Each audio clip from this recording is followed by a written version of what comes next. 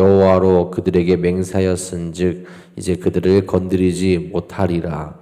우리가 그들에게 맹세한 맹약으로 말미암아 진노가 우리에게 임할까 하노니 이렇게 행하여 그들을 살리리라 하고 우리에게 이르되 그들을 살리라 하니 적장지 그들에게 이른 대로 그들이 온 회중을 위하여 나무를 패며 물을 깃는 자가 되었더라. 여호수아가 그들을 불러다가 말하여 이르되 너희가 우리 가운데 거주하면서 어찌하여 심히 먼 곳에서 왔다고 하여 우리를 속였느냐. 그러므로 너희가 저주를 받나니 너희가 대를 이어 종이 되어 다 내 하나님의 집을 위하여 나무를 패며 물을 깃는 자가 되리라 하니 그들이 여호수아에게 대답하여 이르되 당신의 하나님 여호와께서 그의 종 모세에게 명령하사 이 땅을 다 당신들에게 주고 이 땅의 모든 주민을 당신들 앞에서 멸하라 하신 것이 당신의 종들에게 분명히 들림으로 당신들로 말미암아 우리의 목숨을 잃을까 심히 두려워하여 이같이 하였나이다. 보소서 이제 우리가 당신의 손에 있으니 당신의 의향에 좋고 옳은 대로 우리에게 행하소서 한지라. 여호수아가 곧 그대로 그들에게 행하여 그들을 이스라엘 자손의 손에서 건져서 죽이지 못하게 하니라. 그날에 여호수아가 그들을 여호와께서 택하신 곳에서 회중을 위하여 여호와의 제단을 위하여 나무를 패며 물을 깃는 자들로 삼았더니 오늘까지 이르리라. 아멘. 오늘도 우리를 진리의 길로 인도하시는 하나님과 함께 나아가고 또 복되고 행복한 하루를 보내는 귀한 날들 되시기를 간절히 소망합니다. 여러분은 약속을 잘 지키십니까? 누군가는 자기가 한 약속에 대해서 아무렇지도 않게 생각하는 경우가 있는가 하면 누군가는 약속을 하면 반드시 지켜야 하는 사람이 있습니다. 그런데 이제 시간이 갈수록 그 사람에 대한 평가는 달라질 수밖에 없죠. 제가 아는 사람 중에 약속을 정말 잘 안 지키는 사람이 한 명 있습니다. 안 지킨다기보다 그냥 관심이 없는 것 같아요. 분명 저랑 언제 만나기로 약속을 했는데 또 이야기하다 보면 갑자기 그날 약속이 있다고 또 그렇게 얘기를 하더라고요. 그러니까 약속을 잡은 날짜에 또 약속을 잡는 거예요. 그러니까 자기가 약속을 했는지 안 했는지 생각 못하고 관심이 없으니까 그때그때 이제 기분에 따라서 약속을 잡아버리는 이제 그런 스타일의 사람인 거죠. 근데 그런 약속을 잡고 또 그 사람과 만나려고 하다 보면 이제 갑자기 또 연락이 와요. 그날 약속했어 못 만날 것 같다고. 여러분 앞으로 그 사람과 약속을 할 때 어떻게 될까요? 의심을 하게 되는 거죠. 신뢰가 무너지게 되는 겁니다. 여러분 만약에 우리가 믿는 하나님이 이런 분이셨다면 어땠을까요? 어떠했을까요? 우리의 기준이 아마 전부 무너져 내렸을 겁니다. 하나님은 신실하다고 고백하기도 어려웠을 것이고 사랑의 하나님이라고 말하기 어려웠을 거예요. 하지만 우리 하나님은 그런 분이 아니시죠. 약속한 것이 있으시면 반드시 지키는 분이 하나님이시고 또 우리를 버리지 않는 분이 하나님이시며 신실하게 믿고 따르는 자들을 이끌어 가시는 분이 하나님이십니다. 그런 하나님이시기에 우리가 지금 이 자리에 나와 하나님께 예배드릴 수 있게 되는 것이고 하나님의 구원과 그 복을 누릴 수 있는 자리로 나올 수 있게 되는 거죠. 여러분 우리가 그 하나님의 자녀라고 말한다면 우리 또한 어떠해야겠습니까?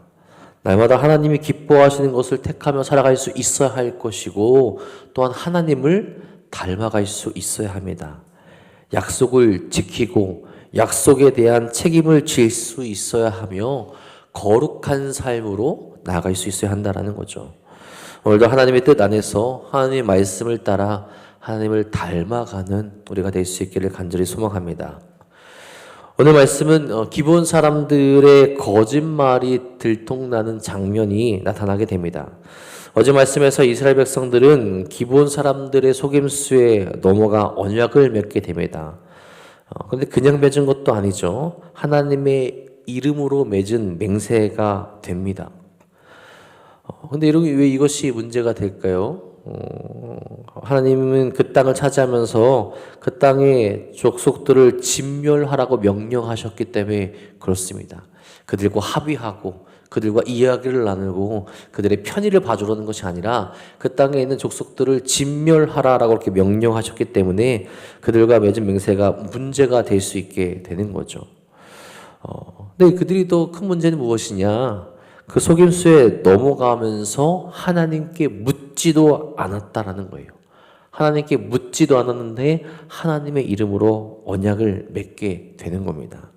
16절에 이렇게 말하죠. 그들과 조약을 맺은 후 사흘이 지나서야 그들이 이웃에서 자기들 중에 거주하는 자들이라 함을 들으니라. 그들과 조약을 맺은 후 3일이라는 시간이 흐른 후에야 그들이 가나안 땅 주민들이라는 것을 깨달았다라는 거예요.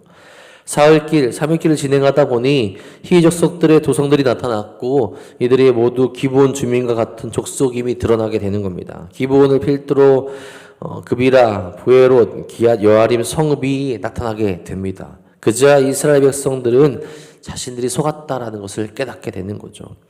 중요한 것은 백성들의 반응입니다. 먼저는 18절에 이렇게 얘기하죠. 그러나 회중 족장들이 이스라엘의 하나님 여호와로 그들에게 맹세했기 때문에 이스라엘 자손이 그들을 치지 못한지라. 그러므로 회중이 다 족장들을 원망하니. 회중들이 족장들을 원망하게 됩니다. 여러분, 대부분 회중들이 지도자들에 대해서 원망할 때는 자신들 각자의 편이나 불편함이 올 때 원망하는 것을 성경에서는 많이 보여주게 됩니다. 광야에서 모세에게 불평할 때나 혹은 하나님께 불평할 때 우리가 애굽에 있었더라면 당하지 않아도 될 일들을 당했다라고 이렇게 불평을 했었죠. 그런데 여기서의 불평은 그런 불평이 아닙니다. 그들의 족장들, 그들의 리더들이 실수한 것에 대한 불평을 나타내고 있는 거예요. 백성들이 이렇게 족장들을 원망한 까닭은 자신들이 지켜야 될 하나님의 말씀을 어기게 됐고, 특별히 헤렘, 진멸하라는 하나님의 규칙을 어겼기 때문에 그 어긴 자신들의 모습이 그 모습 때문에 하나님의 징벌이 임하진 않을까 두려워하게 되었다라는 거죠. 이미 여리고성과 아이성 전투를 치르면서 아간의 범죄로 인하여서 헤렘법을 지키지 않은 대가를 혹독하게 치렀기 때문에 이제 원망하며 두려워하게 되었다라는 거죠. 그런데 더 중요한 것은 무엇이냐? 그럼에도 불구하고 이들이 그들을 공격하지 못합니다. 아무리 그들이 속여서 언약을 맺었다 하더라도 그들이 누구의 이름으로 언약을 맺었습니까? 여호와 하나님의 이름으로 언약을 맺었다라는 거예요. 19절에 말하죠. 모든 족장이 온 회중에게 이르되 우리가 이스라엘의 하나님 여호와로 그들에게 맹세하였은즉 이제 그들을 건드리지 못하리라. 그들이 여호와의 이름으로 맹세했기 때문에 건드리지 못하게 됩니다. 그들이 여호와 이름으로 맹세했기 때문에 그들이 지금 저지르게 된 것에 대한 책임을 져야 한다라는 거예요. 신명기 7장 1절에서 4절에서는 가나안 족속과 결코 조약을 맺지 말라고 엄밀히 경고하셨습니다. 하지만 이스라엘은 치명적이게도 가나안 족속과 언약을 맺어서 어떻게 보면 하나님의 명령을 어기게 된 거죠. 그렇다고 여호와의 이름으로 맹세한 서약을 깨뜨릴 수 없다라는 거죠. 그 서약에 걸린 여호와의 이름을 결과적으로 더럽힐 수 없는 상황이 그들 가운데 임하게 된 겁니다. 하나님의 이름을 걸었기 때문에 그 하나님의 백성이라면 하나님의 이름에 합당하게 움직여야 한다라는 것이 그들의 판단이 되었다라는 거예요. 하나님이 신실하신 것처럼 좀 억울할 수도 있고 해서는 안 되는 일 행하게 되었지만 그들도 그들이 한 약속, 하나님의 이름으로 한 약속에 신실하게 행동하게끔, 책임감 있게끔 행동하게끔 나아가고 있다는 거죠. 이런 상황에 언약을 지키는 것은 감정적으로 힘들 수 있습니다. 속임을 당했기에 자존심을 상할 수도 있게 되겠죠. 비웃음을 받을 수도 있습니다. 하지만 그들은 그들의 하나님의 이름을 걸고 한 일, 즉 하나님 앞에서 하나님의 이름을 한 일에 대해서 정직하고 책임을 다하는 모습을 택하게 되었다라는 거죠. 예전에 제가 다닌 시골 교회에서 부흥회를 연 적이 한 번 있습니다. 그런데 부흥 강사님이 왔는데 어떤 것을 강조하면서 말을 하시느냐, 일천번제에 대해서 이제 강조하면서 이야기하셨어요. 여러분이 살아가시면서 일천번제는 꼭 한번 해야 된다. 그렇게 얘기를 하시더라고요. 근데 여러분, 이거는 사실이 아니죠. 일천번제를 꼭 해야 된다라는 구절은 성경에 없습니다. 했다는 말만 나오죠. 솔로몬이. 그래서 이제 어떻게 이제 이 설교를 하셨느냐? 설교 때마다 오셔서 일천번제를 꼭 해야 되는데 이 부흥회가 끝나기 전까지 서원을 해라. 그러니까 서원도 강요하신 거예요. 근데 이제 그 설교를 들으실 당시에 많은 성도님들이 정말로 서원을 하셨습니다. 제가 언제까지 얼마를 내겠다. 그 중에 한 분은 자기가 이제 올해 안에 그때가 이제 가을쯤이었는데 올해 안에 1,000,000원을 하나님께 드리겠다라고 서원을 하셨어요. 여러분 그 당시에 이제 한 25년 전, 한 30년 전 일이고요. 30년 전에 시골에서 교회를 다니시는 분들의 어떤 주머니 사정이나 그런 게 뻔하잖아요. 현금이 많이 없고 그렇게 잘 사는 분들이 많이 없습니다. 근데 그분이 그렇게 서원을 하고 나중에 부흥회가 끝나고 나서 이것이 뭔가 잘못되었다라는 것을 깨닫게 됐어요. 그래서 교회에 와서 목사님께 원망하는 소리로 이렇게 얘기를 하면서 어떻게 우리에게 그럴 수 있느냐, 어떻게 그렇게 돈을 강조하는 목사님을 모셔와서 우리로 서약을 하게 하고 헌금을 내게 했느냐 이야기하셨는데 그분이 이제 마지막에 그런 이야기 하셨어요. 내가 더 이상 여기서 이 교회에서 신앙생활을 할 수는 없지만 하나님 앞에 서약을 한 것이 있기 때문에 내가 다른 교회에 가서 그 서약한 금액을 드리기는 하겠다. 하지만 앞으로 이렇게 하시면 안 될 것 같다 하고 돌아가셨거든요. 그리고 다른 교회로 가시고 제가 듣기로는 그 서약한 금액을 낸 걸로 그렇게 들었습니다. 자기가 속았지만 자기가 어쩔 수 없이 그 서약을 했지만 하나님 앞에 약속한 것이기 때문에 이것을 지키겠다라는 거예요. 여러분 하나님의 이름은 가볍지 않습니다. 우리가 가볍게 여겨서 그렇지 저희가 가벼운 이름이 아니에요. 여호와 하나님의 이름은 정말로 우리가 거룩하게 존귀하게 영광스럽게 여겨야 될 이름이 바로 하나님의 이름이라는 거죠. 이스라엘 백성의 지도자들은 그 사실을 너무나도 명확하게 잘 알고 있었습니다. 그렇게 그들이 실수로 저지르는 맹약이긴 하지만 하나님의 이름으로 한 약속, 그 하나님 앞에서 결단한 것이 있다면 반드시 지켜야 한다라는 거죠. 그들도 그 모습으로 하나님의 말씀으로 하나님께서 보여주신 그 모습대로 신실하게 그 모습을 가지고 나아가게 된다라는 거죠. 물론 여러분 거짓으로 언약을 맺은 그 기본 주민들에게도 그에 따른 결과가 따라오게 되죠. 22절 23절에 말씀합니다. 여호수아가 그들을 불러다가 말하여 이르되 너희가 우리 가운데 거주하면서 어찌하여 심히 먼 곳에서 왔다고 하여 우리를 속였느냐. 그러므로 너희가 저주를 받나니 너희가 대를 이어 종이 되어 단에 하나님의 집을 위하여 나무를 패며 물을 깃는 자가 되리라 하니. 여러분 그들이 어떤 이들이 됩니까? 여호수아는 기본 족속들을 불러다가 그들의 속임수를 비난하고 대대로 자신들의 종이 될 것을 선언하게 됩니다.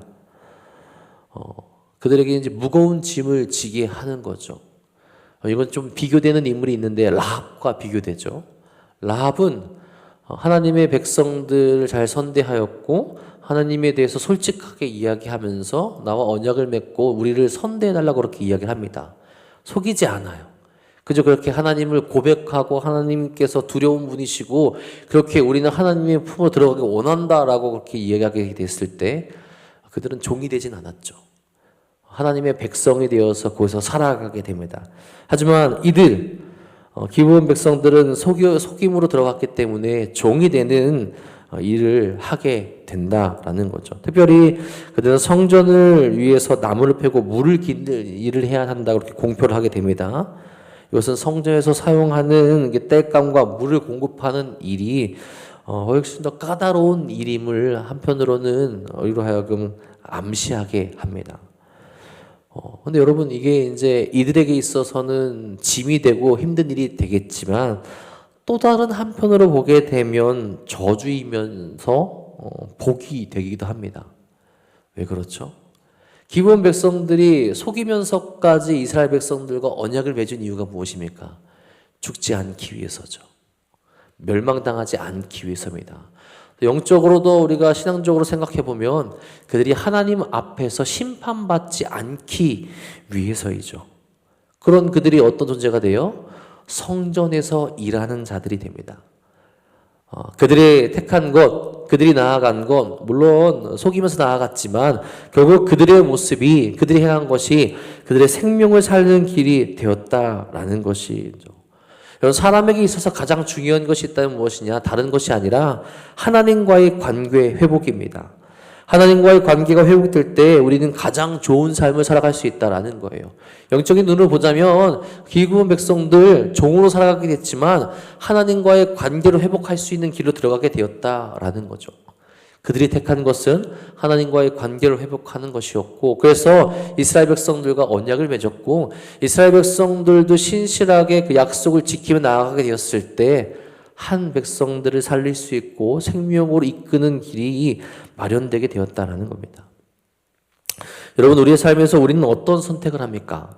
합리적이고 내 인생에 도움이 될 만한 것을 선택하려고 하진 않습니까? 믿음의 길을 택하고 믿음의 길로 나아가는 모습이 우리에게 얼마나 있냐라는 거죠. 믿음의 길을 택하게 되었을 때 분명히 불편함이 오고 손해를 보는 것 같은 그 상황, 또 피해를 볼 것 같은 상황이 우리에게 몰려올 때가 있습니다. 마치 믿음이 없는 것이 더 낫다는 듯이 그것이 차라리 더 낫지 않을까라는 생각이 들 정도로 불편하고 어려운 일들이 여기 올 수 있다는 거죠. 하지만 우리는 그 모든 것을 감당하더라도 믿음을 지킬 수 있는 길, 하나님과 함께 할 수 있는 길, 하나님의 뜻을 따를 수 있는 길로 나아가야 한다라는 거죠. 여호수아도 여러분 그런 결정을 내린 겁니다. 감정대로 보복하지 아니하고 그것에 대해서 자기들이 문제가 생길 수 있고 책임져야 할 일이 있다 할지라도 언약을 지키면서 공동체의 질서를 바로 세울 수 있는 결정을 내게 된다라는 거죠. 여러분, 기본 사람들이 그들을 속인 이후 24절에 등장하죠. 그들이 여호수아에게 대답하여 이르되 당신의 하나님 여호와께서 그들 종 모세에게 명령하사 이 땅을 다 당신들에게 주고 이 땅의 모든 주민을 당신들 앞에서 멸하라 하신 것이 당신의 종들에게 분명히 들림으로 당신들로 말미암아 우리의 목숨을 잃을까 심히 두려워하여 이같이 하였나이다. 기본 사람들은 여호수아에게 이 사항을 변명하면서 속임수가 불가피했음을 적극적으로 설명하고 있는 거죠. 24절은 신명기에서 모세가 선포한 가나안 정복의 실제성과 이 헤렘, 그러니까 진멸 전쟁의 수칙을 정확히 알고 있었음을 보여줍니다. 결국 그들의 해명은 여호와께서 명령한 법에 따라서 가나안 모든 부족이 진멸당할 것이 분명하기 때문에 생존을 위한 최후의 수단으로 속임수를 써야 했다라는 거예요. 그들은 자신들의 운명을 이스라엘의 초분에 맡기기로 했다라면서 그 결정을 내렸다라고 이야기한다라는 거죠.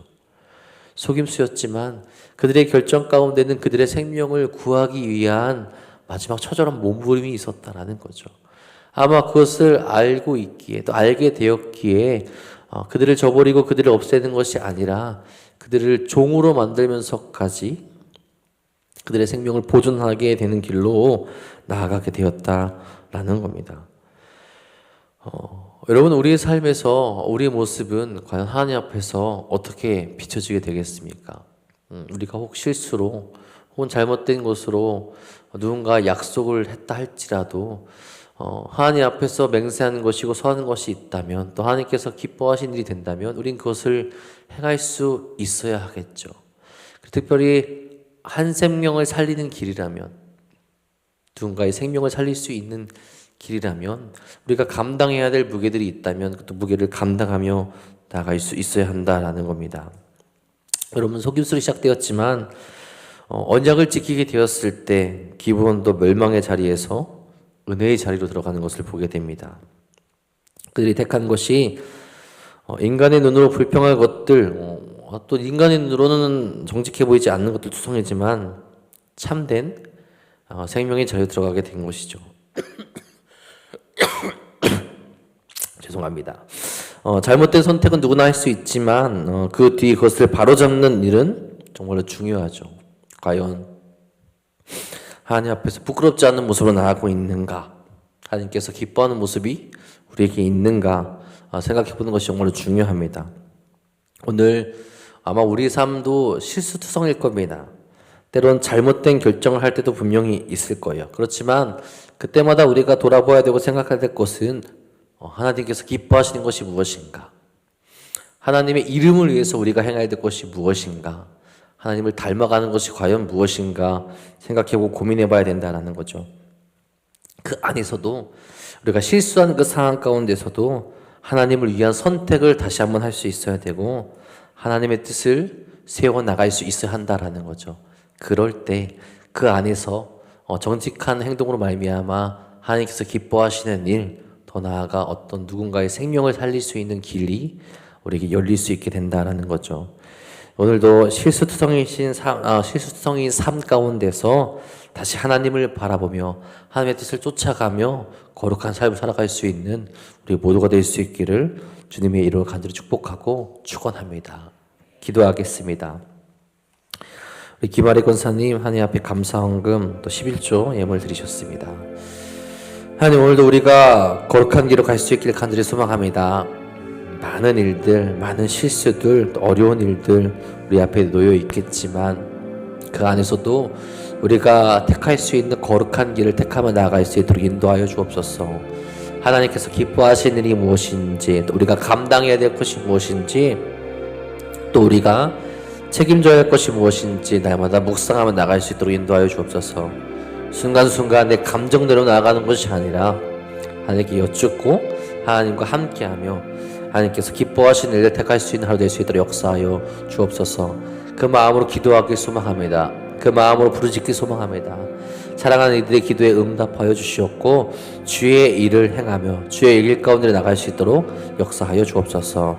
특별히 그 삶을 살아가는데 힘들어하고 아파하는 이들 가운데 주께서 역사하시고 주께서 그들의 삶을 만져주사 그들이 끝까지 하나님의 길을 택하며 나갈 수 있도록 또한 인도하여 주옵소서. 주께서 오늘도 우리의 길을 인도하시며 거룩한 길도 이끄실 것 믿사오며 우리 사랑하신 예수님의 이름으로 감사하며 기도합니다. 아멘.